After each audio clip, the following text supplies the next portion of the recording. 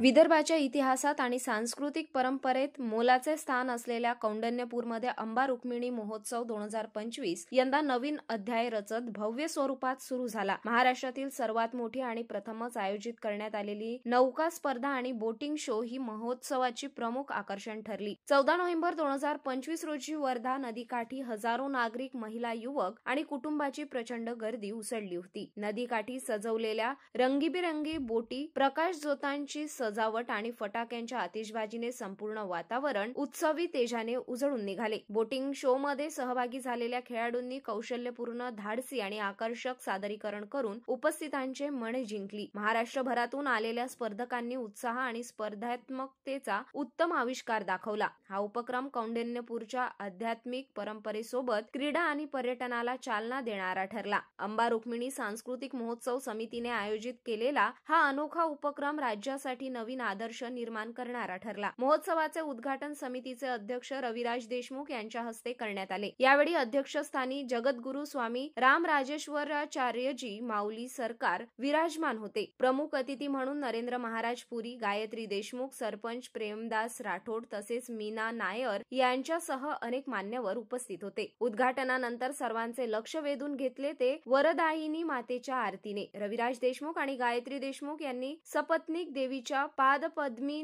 नतमस्तक होत आरती सादर केली। आरतीच्या वेळी मंदिर परिसर भक्तिभावाने दुमदुमत होता। शेकडो दीपांच्या उजेडात देवीचे अलौकिक दर्शन घेण्यासाठी मोठी गर्दी झाली। भाविकांच्या जयघोषाने आणि मंत्रोच्चाराने संपूर्ण वातावरण पवित्र झाले। या भव्य सोहळ्याचे प्रास्ताविक अंबा रुक्मिणी सांस्कृतिक महोत्सव समितीचे सचिव अक्षय पुंडेकर यांनी केले। कार्यक्रमाचे सुरेख संचालन सौ अश्विनी विलायतकर यांनी तर आभार प्रदर्शन सुमित तट्टे यांनी केले। बोटिंग शो, आरती आणि उपस्थितांची उत्स्फूर्त गर्दी पाहता महोत्सवाचे पुढील कार्यक्रम अधिक रंगतदार व भव्य दिव्य होणार याची चाहूल मिळाली असून कौंडण्यपूरमध्ये उत्सवाची पर्वणी सुरू झाली आहे। कृष्ण रुक्मिणी माता की जय।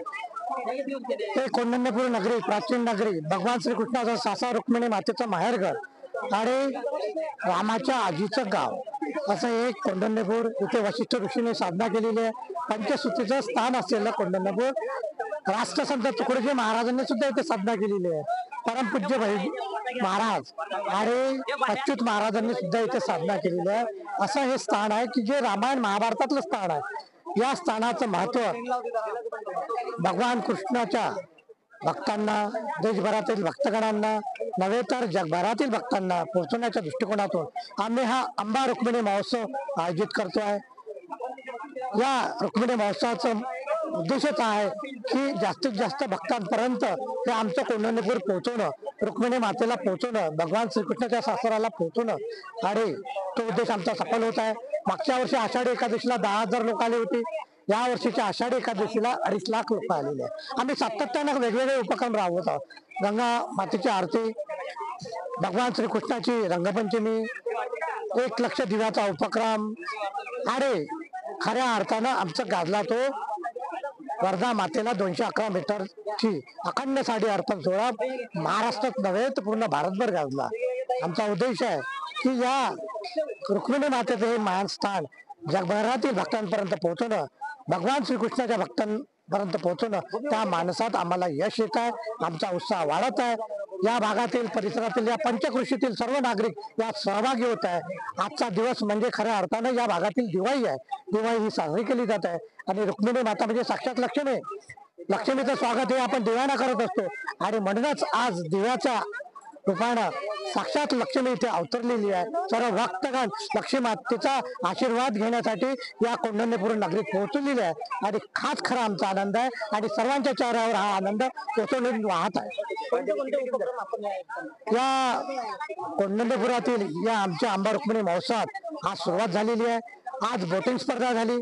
त्या भागातील कोळी समाजाच्या ज्या नावा आहे इथे पाणी पण होतं, नावा पण होतं, पण हे कोणाच्या लक्षात आली नाही। पण आमच्या अंबा रुक्मिणी महोत्सवाच्या टीमच्या डोक्यात ही संकल्पना आली आणि मागील वर्षीपासून हा आम्ही उपक्रम राबवत आहे आणि हजारो नागरिक ही स्पर्धा बघण्यासाठी अमरावती आणि आजूबाजूच्या परिसरातून येत आहे आणि आम्हाला माहित आहे काही दिवसातच ही संख्या लाखोत जाणार आहे। आणि खऱ्या अर्थानं आम्हाला ते यश मिळणार आहे.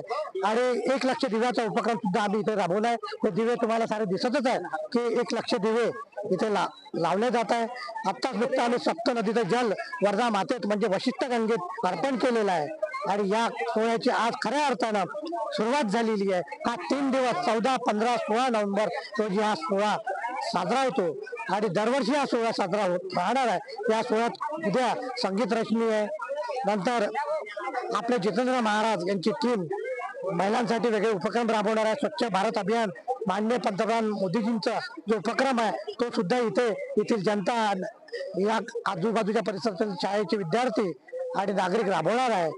आणि वेगवेगळ्या स्वरूपात या रुक्मिणी मातेचं या परिसरात पोहोचवण्याच्या दृष्टीनं इथे भव्य मॅरेथॉन स्पर्धा सुद्धा आयोजित केलेली आहे.